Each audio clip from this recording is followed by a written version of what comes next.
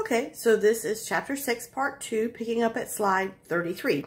We just finished talking about compact bone and the osteon is the basic building block of that. Well, when it comes to the other type of bone, spongy bone, we don't need osteons because, well, it has an open framework and we're going to have blood vessels just running between the little spikes of spongy bone. Okay, so the structure of spongy bone is made up of little spicules of bone. They kind of look like thorns or a honeycomb pattern, and it's called trabeculae. We don't have capillaries or veins in there. Instead, it just kind of gets flooded with blood and the oxygen is taken out. Red bone marrow is what's filling the space between the trabeculae, and this is where we're going to make the majority of our blood cells. And there are blood vessels that will supply nutrients to the osteocytes by diffusion. Now, when you're a child, all of your medullary cavities or marrow cavities through your long bones are filled with red bone marrow. Red bone marrow, like it says on the slide, is the one that makes your blood cells. As you mature and get older, the inside of your long bones is transformed from storing red marrow to forming yellow marrow. Now, this is just a nice way of saying that your bones change from being filled with blood-making cells to fat. Yellow marrow is really nothing more than fat. So the insides of your long bones are converted to be fat storage areas. The ends of your bones, the epiphyses, and all of your flat bones, like your skull bones and your hips and your sternum, still are filled with the red marrow around the trabeculae. So that's, as an adult, where all of your blood cells come from, not from the centers of your long bones. Now, this should answer maybe a question you might have had. If you've heard about people who are going to donate bone marrow, where do they go to get the bone marrow? They don't have very many choices because they want the red marrow, right? It's usually for a leukemia. So they need the one that produces the blood cells. They can't go into the middle of an arm bone or a leg bone because, as you see, it's really just filled with fat. And it can't go to the epiphyses because those are locked inside joints.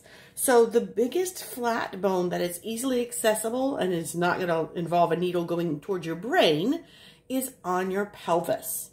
And so they will go up to the upper edge of the pelvis, which is a nice big flat bone, and they will put the needle into the edge of the pelvis, into the middle of the sandwich of the flat, compact bone, spongy bone, compact bone, and they'll withdraw the red marrow from there. Okay, so again, this is the head of a femur. This time it's the right femur, and you can see that how it looks like it's got a lot of hollow spaces in the epiphysis. Here's the head, the neck. This would be the greater trochanter. Okay, and if we look at this in like a cartoony version of those little trabeculae, we would see that they are little tiny holes. Those are the canaliculi of the trabeculae. And there are layers, but it doesn't have to be as complex as an osteon because we have all of this open space around the trabeculae for blood to circulate. Now, your weight-bearing bones, just like those femurs, the ends, the epiphyses, are made of spongy bone, and we put the trabeculae in a pattern that helps to distribute the weight and transfer the force from the pelvis in through this trabeculae of the top of the femur to the compact bone of the shaft. When we do this, the inside of the femur in the epiphysis compresses and it causes a pulling sensation on the lateral side. So let me show you. So, you know, this is where your hip joint is. And so the body's weight, everything above your hips, is going to come through the head of the femur, and it's going to be distributed on the medial side of the compact bone of the femur. Now, so that's going to kind of squish this side down, which makes this side stretch. Okay? So there's always a pulling, stretching tension going on the outside of your femur and a compression happening on the inside of your femur. Now, I want you to notice this area right here that I'm circling with the mouse. This is the neck. Because here's the head and here's the neck. All of your body's weight is going through this little neck. The whole neck is made of spongy bone. This is probably the weakest point on your body, and we're going to talk about it a little bit later in the chapter. Okay. All right, so finally, before we start talking about how bone forms, we're going to talk about the coverings over the bone. And I've mentioned these a couple times already in this chapter. The outside of the bone is covered with the periosteum. Now, you see peri, P-E-R-I, means to go around, and osteum is bone. Okay, that makes it pretty easy. This goes all over the outside of the bone, everywhere except inside joint cavities where two bones are meeting. It has two layers. The outer layer is made of fibers, mostly collagen, and the inner layer is made of cells, mostly osteoblasts. Now, what happens is it's kind of like a sleeve around the outside of the bone. Imagine I had a pair of, I don't know, tights, okay? And I took a bone and I dropped it down into one of the legs of the tights, and then I twisted it. And then I dropped another bone in the same leg and I twisted it. Wherever the tights are touching the surface of the bone, we would call it the periosteum. And then where it goes between the bones, where it's twisted, well, that's what a ligament is. It's really the same covering, just continued as a little like rope between the bones. And so we go from periosteum to ligament, back to periosteum, back to ligament, and all the bones in your body are therefore joined by one continuous living membrane. These fibers on the outer layer of the periosteum also allow us to interweave the fibers of tendons. So that's how we attach the muscle to the bone. It's actually the fibers of the tendon will come down and join the fibers of the periosteum. We also have a layer called perforating or Sharpey's fibers that hold the periosteum into the compact bone, and they kind of project into the bone pretty deep to kind of anchor it in, and it increases the strength of attachments. So here is our diagram. We're looking at the outside. This is a slice of a long bone. This is the medullary cavity. You can see the spongy bone in the middle. Then we have the compact bone, and the periosteum would be here on the outside. So we're pulling it back. Okay, this is periosteum, and we have our fibrous layer here and in white, and we have our cellular layer of osteoblasts here and osteogenic cells in pink. What does this periosteum do? Well, it keeps the bone isolated from the other tissues. It gives something for blood vessels and nerves to be able to travel along before they enter the bone. And it helps whenever we need to grow the bone or repair the bone, because that's where the osteoblasts are hanging out.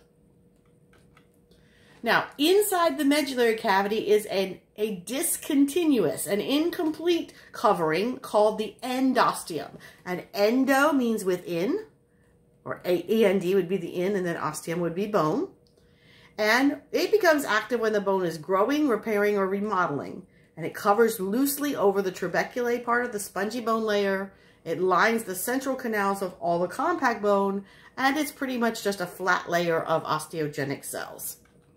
So if we were to look here in the medullary cavity up close, we would see there's osteoclasts hanging out in there, and we can see the membrane is a few cells here and there scattered with osteogenic cells, and we make a little bit of osteoids.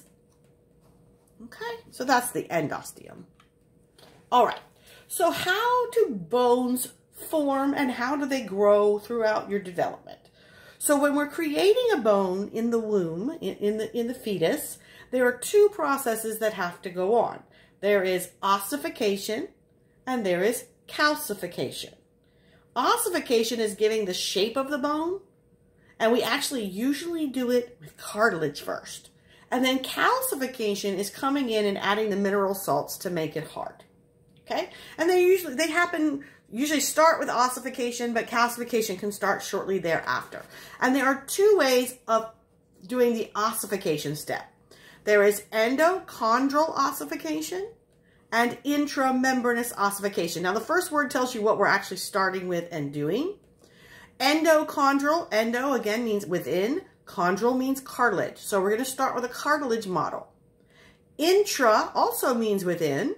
Membranous means we're starting inside a membrane. So in one of these, we start with cartilage model, and the other one, we start with a membrane. That's it, just a membrane. Some human bones will continue to grow until you reach about age 25. 25 is when most people have finished what we would call puberty and full development, and the bones stop growing. So let's take a look at these two types of ossification. Let's start with endochondral ossification. Notice I broke it down here on the slide for you. This is how the majority of your bones form during embryonic development. So we're going to start with a cartilage model, and then we're going to establish a spot where we're going to begin converting it from cartilage into bone. And so that spot that we choose, the first one, is going to be called a primary ossification center. Okay, and it's right inside the hyaline cartilage, little tiny baby-shaped bone that we make. And what we do is we gradually replace the cartilage with calcified bone. And there are 7 steps. And I put them all together. They break it out one at a time in your book. And you can look at this diagram, but we're going to start over here on the left. So here's our cute little cartilage baby bone. And the first primary ossification center starts in the middle. And we begin establishing some osteocytes in there. Osteoblasts will go in. And then we're going to begin to hollow out the middle of the cartilage. And we start to form the compact bone on the side. So we make a bone collar. Okay? And so notice we still have a bunch of cartilage in here. We're not messing with this yet. We're just establishing the sides, and blood vessels are going to start to invade. Now, we're going to allow the blood vessels to come in, and they're weaving in and out as we're forming bone is going to form the trabeculae of the central spongy bone layer within the bone. The outer layers are not going to have the blood vessels passing through them. The blood vessels are going to line up vertically, and so we're still depositing compact bone here and here, and we're getting the medullary cavity hollowed out in the center. And after a while, we have our compact bone here on the sides. We have our medullary cavity lined with spongy bone. Now notice nothing is happening in the ends. This is all the primary ossification center. Now, let's move over here. We're going to establish secondary ossification centers in the ends of our little cartilage bone. And they're going to begin doing the same thing. They're going to start converting this into spongy bone, but they're never going to add the compact bone on the outside. So what happens is this started later, right? And so this is forming, and then the secondary ossification centers are forming, and this area right here is still cartilage, and it's going to end up getting trapped inside the bone as cartilage. So actually inside your bones, it goes bone of the epiphysis, a strip of cartilage, and then bone of the diaphysis. And eventually it's going to become the metaphysis. But this, throughout your entire childhood, stays as a strip of cartilage. Because when this bone wants to grow longer, we're going to have an expansion of the cartilage first. And the cells in the cartilage are going to divide and extend the cartilage, and then we're going to turn the cartilage into new bone. That's how your bone's going to get longer. So while you are growing, this is a strip of cartilage called the epiphyseal cartilage. You may have heard of it called the epiphyseal plate or growth plate. And then once you are finished all of your growth after age 25 and your body says, okay, you have reached your pre-genetically determined height, then you don't need that cartilage anymore. And your body will fill it in with compact bone, but we can see where it used to be because it forms a solid line. And that is called the epiphyseal line. So gruesome thought, but I like to talk about like CSI type stuff. So they find a skeleton in the woods, and they determine that it is a female over the age of 25. How would they know that? Well, they could look inside her bones, and if they see a solid line, that lets them know that she completed puberty. There's ways of knowing male from female by the skeleton too, but this was just for an aging thing. Pre-finished with puberty, post-finished with puberty. Okay, so bones grow 2 ways. So that was formation. That was the ossification, interstitial growth. This is talking about the secondary ossification centers and the epiphyseal closure, what we just showed. And if we were to look at an X-ray, if it's still a child, we will see the epiphyseal cartilage. If it's an adult, we'll see the closure. So here's another one. Here's a child's hand X-ray, and you see this dark line here? Okay, that is the growth plate. That's the epiphyseal plate. Okay? It's not calcified, so it doesn't glow white. If we look at an adult's hand, we now see these little lines there, and those are their epiphyseal lines. Now, that's growing in length. How do we get fatter? That's width. That's called appositional growth. And so what happens is those layers of circumferential lamellae on the outside of the bone, our bone wedge model picture had like 4. We would just add more on. You add more circumferential layers, then you're going to thicken the bone. And the inner circumferential layers will start to develop into regular osteons. That means we're going to have to take some bone away with osteoclasts, and we're going to have to add some bone with osteoblasts. osteoblasts. Okay, so that was the, what? Endochondral ossification method when we started with the little cartilage model.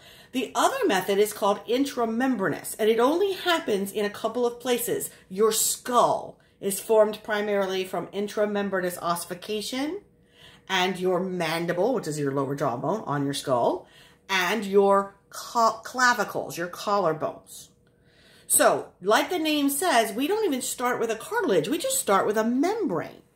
So here's our little developing fetus, and has just a thin membrane over the top of the developing brain. And then within this membrane, we're going to start ossification centers that are going to start to deposit bone. Okay, so we see here we're going to start to lay down osteoid, and we'll calcify it, and we'll put in a blood vessel, and we'll have osteoblasts here secreting matrix. And so these different ossification centers will grow towards each other. They'll grow into spicules, they'll trap blood vessels, and then eventually we will have the spongy bone of the diploid in the middle, and we'll have the compact bone on the outside, and we'll end up with this. Okay? Now, as the different ossification centers grow towards each other, their edges grow towards each other, and that's how we get sutures in the skull. It looks like we stitched it up with a needle and thread because these jagged edges meet, and that's how one bone ends and the next bone begins. They started in different ossification centers in the membrane over the brain. So when a baby's first born, not all of the entire skull surface has ossified. And so we have these soft spots that don't have bone that are called fontanelles. And there's one on the top called the frontal fontanelle. We've got some behind the ears and some on the back of the head. So fontanelles are areas on the skull which we did not complete the ossification process. And it's for two reasons. Number one, the baby's head has to compress during childbirth. It goes and squeezes really smaller so it fits out through the birth canal. Okay? And the second reason is that baby's head is going to grow huge in its first year. If it was all a solid bone helmet and the brain started growing, there's no room. So by letting the bones be not 100% attached and locked into place, we can kind of spread the bones over the brain out as the brain gets bigger. And a baby's head does not really fully ossify until they're about 3. Okay, 3 years old before that skull is kind of locked into place. Okay, so those are the two ways we form bone. This slide is talking about, well, we have to change bone through our life. It's called bone remodeling. We have to change the size. We have to change the shape and the proportions of our skeleton based on our height. This is going to take all of our different kinds of cells, osteocytes, osteoblasts, and osteoclasts. And you are actually normally always doing an equal amount of bone building and bone destroying. If you start taking away bone faster than you replace it, your bones start to get weaker.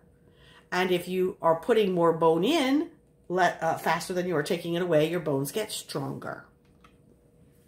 So one of the ways to stimulate bone depositing is exercise. Weight-bearing exercise tells your body that you need to strengthen your bones, and you will start leaning more towards bone formation rather than bone dissolving, and you'll create stronger bones. If you are stressing your body in a good way, like lifting heavy things, it will tell your body to deposit more mineral salts in those bones. Heavily stressed bones become thicker and stronger. And the exercise itself, especially if it's a weight-bearing exercise, stimulates osteoblasts to secrete more matrix. Bone degeneration happens very quickly, however. Bone has a use it or lose it quality. If you've ever been in a cast, you know. If you don't move and put weight on a bone for a while, the bone gets smaller and smaller and smaller, along with the muscles attached to that bone. You can lose up to 1/3 of a bone's mass in a few weeks of not using that bone. Nutritional and hormonal effects on bone. Obviously, we need to take in minerals if we're going to deposit them into our bones. So we need calcium and we need phosphorus to come in through our food. Plus, we need magnesium, fluoride, iron, and manganese. We need vitamin D. We talked a bit about vitamin D in chapter 4, how it needs sunshine to become activated, and then it goes into the intestines and tells the intestines to absorb calcium. And then we have calcium available for our bones. Calcitriol is made in the kidneys, and it's made by activated vitamin D3. Vitamin C is required to make the collagen fibers that strengthen our bones, and it also stimulates osteoblast differentiation. So it tells you to make more matrix secreting cells. Vitamin A stimulates osteoblast, and vitamins K and B12 are needed in order to make the bone proteins. There's also growth hormone, which is obviously stimulated when you're a child and you're about to grow, and thyroxine, which is basically your thyroid hormone. They're going to stimulate bone growth.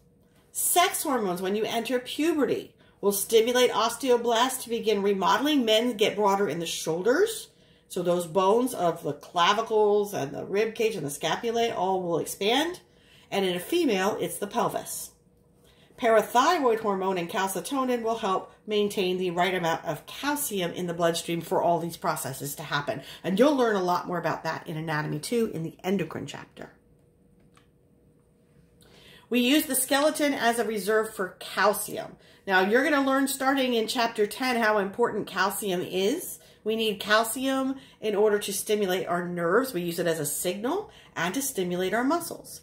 And so 99% of your body's calcium is being stored in your bones right now. And so as long as you're taking in adequate amounts of calcium, you leave your bones alone.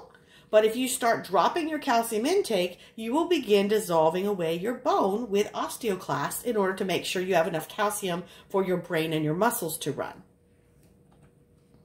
Okay, so if we looked at bone, it's 39% calcium. It's a lot of organic compounds, mostly collagen, 33%. And then we have potassium, sodium, magnesium, carbonate, and phosphate. All right, fractures. So bone is strong, but it's not infallible.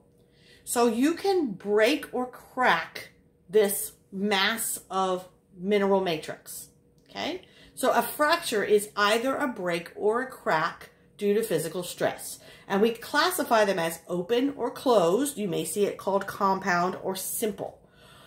That means, is the end of the bone still held within the skin, and so you can't see the break, or is it actually protruding outside of the body? If it's an open or compound fracture, then the end of the bone is sticking out, and you can actually see the broken end.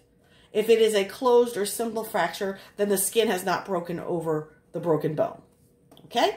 And then within these, we also have other types that we can subclassify based on the type of crack or the shape of it or how it happened or where it is, okay? So the major types of fractures are listed here. Here are the actual x-rays. So a transverse fracture goes across the long direction of a bone, okay? Hopefully you can look at this and say, oh, look, this is an ulna, and that's a transverse fracture of the ulna. A displaced fracture is when the ends are no longer in line with each other. This one requires surgery to go in and reline up the displaced ends. A compression fracture often happens in the vertebrae when you have like someone falls out of a plane or jumps out of a tree or falls out of a building, and it's actually a crushing of the body of the vertebra. A spiral fracture happens often in sports when you're doing a twisting motion while being tackled, and it means that the break itself follows a spiral pattern up the diaphysis of the bone. An epiphyseal fracture is a break at the growth plate. That can cause that end of that bone to stop growing. A comminuted fracture is when you have a lot of small pieces. It's not just a clean break. A green stick fracture runs the long way down the side of a bone. Like if you try to break a twig off a tree and there's always that one strip of bark that doesn't let go, that's the shape of a green stick fracture. A Colles fracture and a Potts fractures are both ankle fractures. Okay, and so you can look at the descriptions of those in the textbook. So how do we fix a fracture?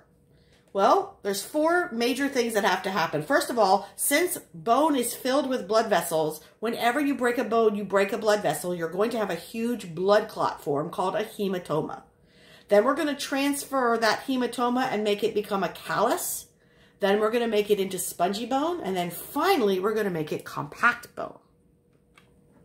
So, big blood clot. We're going to get a bunch of collagen fibers in there. And the bone cells that are in there are going to die first. Then we're going to make a callus. We're going to have endosteum and periosteal cells start dividing and creating more osteoblasts, and they migrate into the fracture zone. Osteoclasts will start dissolving away any broken fragments, and osteoblasts will start stabilizing the break, and we will form an internal callus and an external callus. The internal callus is in the medullary cavity, and the external callus is made of cartilage first, and then it was transferred to bone, and it goes around where the break happened. So here's good pictures, okay? So here's a tibia.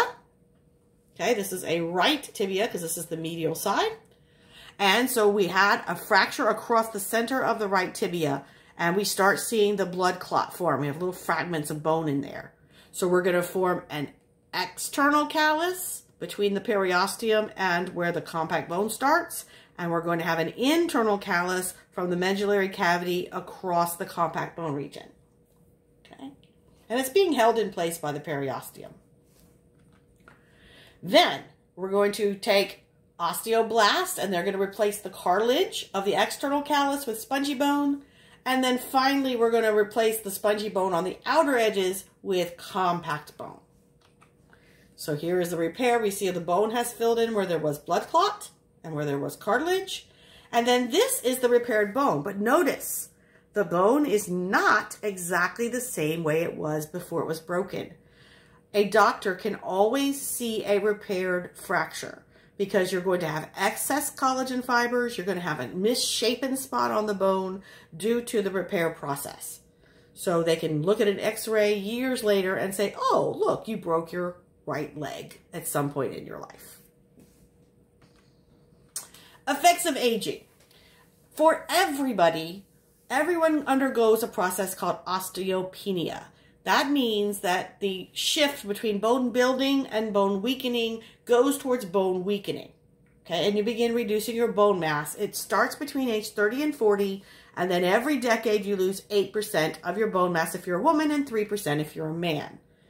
The places where you lose the most bone mass are the epiphyses of the long bones, the vertebrae, and your jaws, which means you have weak, fragile limbs, you get shorter, and you lose your teeth. Now, there's a more severe form called osteoporosis, which is not regular osteopenia. And this is when the bone becomes almost a lace-like, very, very fragile tissue. It happens in over age 45 in 29% of women and 18% of men. Things that contribute: if you're a smoker, if you're petite, if you are Caucasian or Asian, you have a higher chance of developing osteoporosis. And women are more prone to it because once they go into menopause, they stop producing estrogen, which helps strengthen the bones. So here is a normal bit of trabeculae from a healthy young woman, normal spongy bone. And this is an osteoporotic bone, an elderly person. Now, think back to that femur head that I showed you with the neck. And it's normally made of this kind of bone. And then when you get older, if you have osteoporosis, this is what the bone looks like. And still, all of your body's weight goes through that neck. See, I used to kind of think that old people were clumsy. And I used to hear about them falling and they couldn't get up. I'm like, well, that's weird. If you stop falling, you'd be okay. You know, why are you just tripping over your own feet? Because they're walking along and then, plunk, and they break their hip. Did you know? It wasn't until I saw these photos that it made me realize that's not what's happening. What's happening is they are walking along and that part of their hip breaks while they're walking and they fall. And because their leg is broken off from their hip, they can't get up. They're not clumsy. Their body is failing them due to lack of calcium in their bones. And then I had to go back and apologize for my thoughts of thinking about getting clumsy when I get older. So anyway, hopefully that enlightens you as well. We're not dealing with a bunch of clumsy older people. We're dealing with people with weaker bones whose bones are likely to break while they're using them. Okay. That is the end of the chapter. I'll put up the video soon for chapter 9. Good luck, guys.